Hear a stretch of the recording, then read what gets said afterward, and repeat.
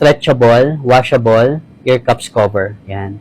Kasi alam nyo, no, kahit na mamahalin pa yung headphone na bilhin nyo, kahit sa mall nyo pa po bilhin yan, kung magdamag nyo pong isusuot, isipin mo na lang ha, yung init, yung pawis, yung singaw, yung libag, yung tutuli, yung tulok, may ipon yan din sa headphone mo, no?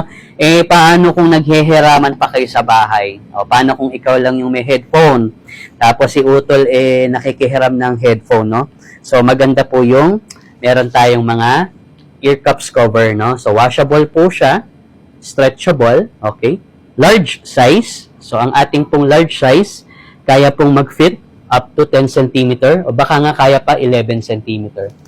Napakadali mo lang isusuot, para ka lang nagsusuot ng medyas. O, walang kahirap-hirap, hindi masasaktan yung headphone mo. So, feeling ko hindi naman siya masyado makaka-jologs ng headphone natin eh.